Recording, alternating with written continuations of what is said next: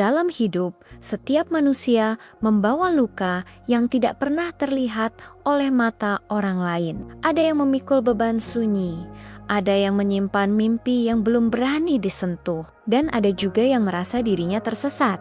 Seolah waktu berjalan terlalu cepat, meninggalkan hatinya yang tertinggal jauh di belakang. Ini adalah cerita tentang seorang remaja bernama Arah, yang merasa seluruh hidupnya seperti runtuh perlahan. Cerita tentang patah hati, tentang pencarian, tentang dunia lain yang terbentang jauh di balik batas kenyataan. Sebuah perjalanan menuju tempat di mana waktu tidak lagi berjalan lurus, tetapi melingkar. Selamat datang di lembah waktu yang terlupakan. Sebuah dunia yang hanya bisa ditemukan oleh mereka yang berani mencari dirinya sendiri.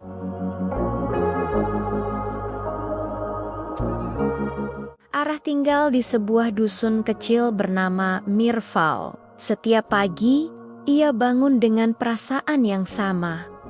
Sesak, kosong, dan seolah tidak ada ruang bagi dirinya untuk bernafas. Ayahnya seorang penebang kayu yang jarang pulang. Ibunya sibuk berdagang. Arah tumbuh dalam rumah yang penuh suara, tapi tidak pernah penuh perhatian. Satu-satunya tempat yang membuat Arah merasa hidup adalah bukit kecil di belakang dusun. Ia sering ke sana sendirian, duduk memandangi lembah sambil meraba mimpi-mimpi yang ia sendiri takut kejar. Sampai suatu sore, angin membawa aroma berbeda, aroma asing, lembut, hangat, seolah memanggil, seolah berkata, "Arah, waktumu belum habis." Pada hari itu, senja jatuh lebih cepat dari biasa. Awan membentuk lingkaran rapi seperti mata raksasa yang mengawasi dunia. Arah mendaki bukit seperti biasanya, tetapi ketika ia sampai di puncak, ia menemukan sesuatu yang tidak pernah ada sebelumnya. Sebuah retakan halus di udara, seperti kaca transparan yang pecah, dan dari celah itu keluar cahaya biru yang berputar pelan, membentuk pusaran kecil yang tampak hidup dan bernafas. Lalu Arah mendekat, hatinya berdebar. Seketika cahaya itu menyentuh ujung jarinya. Dalam sekejap, dunia terbalik, langit mulai runtuh, dan tanah memudar. Lalu semuanya menjadi gelap. Saat cahaya kembali, Arah sudah berada di tempat lain, lembah yang tidak ada di dalam peta dunianya. Arah berdiri di padang luas dengan rumput berkilau seperti serpihan kaca. Di kejauhan, gunung berdiri melingkar, seolah menjaga lembah ini dari dunia luar. Langit memantulkan warna ungu dan emas yang bergerak, seperti lukisan yang hidup. Seekor makhluk kecil muncul. Tubuhnya mungil dengan bulu seperti kabut. Makhluk itu berbicara, "Selamat datang, pencari waktu." Arah terkejut. "Siapa kamu?" "Aku Naluri, penjaga pintu kecil. Kamu terpilih masuk karena hatimu memanggil dunia ini." Arah tercenung. "Memanggil? Aku bahkan tidak tahu tempat ini ada." Naluri tersenyum kecil, mata kabutnya bersinar. Lembah ini hanya muncul untuk mereka yang hampir menyerah, tapi masih punya secuil harapan. Arah tak mampu menjawab. Naluri berkata, "Di lembah ini, waktu tidak bergerak ke depan, tidak juga mundur. Di sini, waktu menunggu sampai kamu menemukan apa yang hilang." Naluri membawa Arah ke sebuah aula raksasa yang dipenuhi jam-jam gantung, jam pasir, jam matahari. Tapi semuanya tidak bergerak. "Ini," kata Naluri, "adalah waktu yang pernah hilang dari hatimu. Setiap jam menyimpan satu hal yang kau lupakan tentang dirimu." Arah menyentuh salah satu jam kecil. Jam itu menyala dan memproyeksikan kenangan masa kecilnya saat ia tertawa bebas, saat ia punya mimpi menjadi pelukis, saat ia masih percaya bahwa dunia indah Air mata Arah menetes pelan. Aku lupa perasaan itu. Naluri menatapnya lembut. Makanya kau ada di sini. Malam tiba, tetapi tidak ada bayangan. Segala bentuk benda tidak memantulkan gelap apapun. Naluri menjelaskan, di lembah ini, bayangan hanya muncul ketika kau berani mengakui ketakutanmu. Selama kau menghindar, malam akan terus menjadi kosong. Arah memejamkan mata. Suaranya bergetar. Aku takut tidak pernah cukup bagi siapapun. Aku takut tidak ada yang benar-benar melihat aku. Aku takut gagal, takut tersesat, takut menjadi beban. Saat ia berkata jujur, bayangan mulai muncul dan tumbuh dan berubah bentuk. Bayangan itu menjadi sosok besar, menyerupai dirinya sendiri, tetapi wajahnya penuh retakan. Sosok itu menggeram. Aku adalah ketakutanmu dan aku bukan musuh. Bayangan duduk di depan Arah. Suaranya berat, namun lembut. Kau menghabiskan hidup berusaha menjadi yang sempurna agar diterima. Tapi kau lupa bahwa rasa sakitmu pun layak diterima. Bayangan menyentuh dada Arah.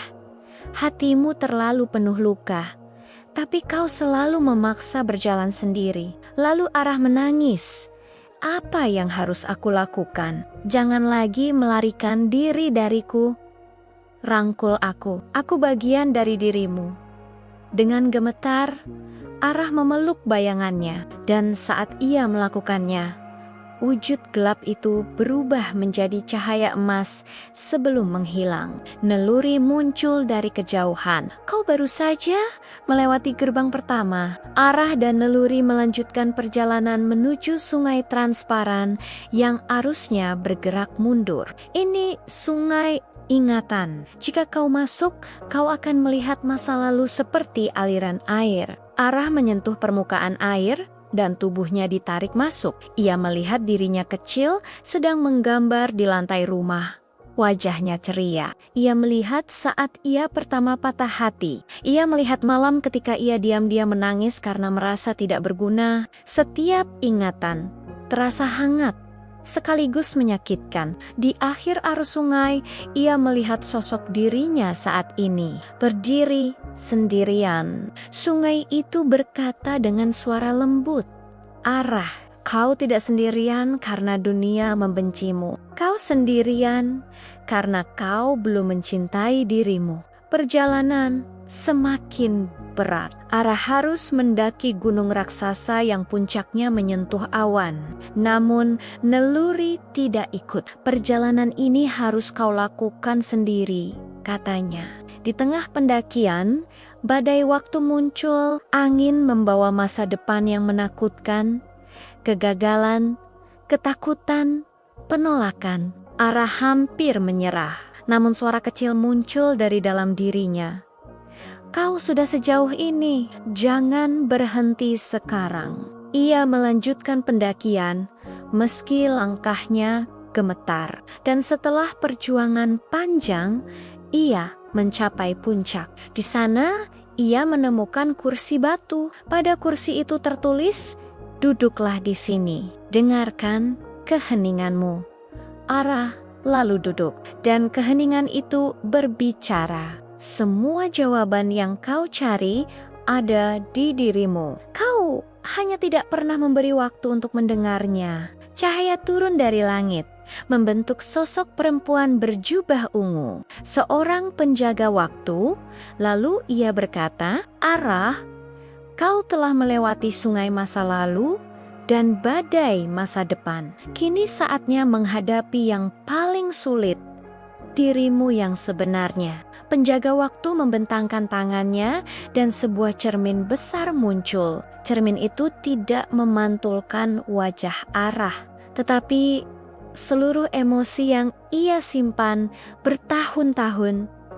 Kecewa, marah, lelah, harapan kecil, dan cinta yang ia pendam untuk dirinya sendiri. Apa yang kau lihat? Tanya penjaga waktu. Arah menjawab pelan. Aku melihat seseorang yang mencoba meski sering merasa gagal. Penjaga waktu tersenyum. Itu lebih dari cukup. Penjaga waktu memulihkan jam-jam yang sebelumnya tidak berdetak. Satu persatu jam menyala, mengeluarkan suara pelan. Waktu milikmu kembali, katanya. Bawalah pulang, gunakan untuk hidup. Naluri menghampiri Arah. Kau sudah menemukan apa yang hilang. Saatnya kembali. Arah memeluk Naluri. Aku takut lupa semuanya. Naluri tersenyum. Kisah yang kau dapat tidak akan pernah hilang karena waktu telah menjadi temanmu. Cahaya biru muncul lagi. Arah melangkah masuk dan dalam sekejap ia sudah kembali di Bukit Mirval. Langit kembali normal. Senja biasa. Tetapi dirinya tidak lagi sama. Hatinya lebih tenang. Pikirannya lebih jelas. Dan ia merasa untuk pertama kalinya hidupnya kembali bergerak. Kadang untuk menemukan diri sendiri, kita harus tersesat jauh ke dalam dunia yang tidak pernah kita kenal. Kadang kita harus berhenti agar waktu dapat menyembuhkan kita. Kisah Arah mengajarkan kita bahwa melambat bukanlah kelemahan. Mencari diri sendiri bukanlah kegagalan, dan menerima ketakutan bukanlah kekalahan. Setiap manusia punya lembah waktunya masing-masing, tempat di mana ia akhirnya berani berdamai dengan apa yang ia bawa. Semoga kisah ini menjadi cahaya kecil di perjalananmu. Terima kasih telah mendengarkan hingga akhir. Semoga hatimu pulang pada waktunya. Jangan lupa subscribe ya. Sampai ketemu di video berikutnya.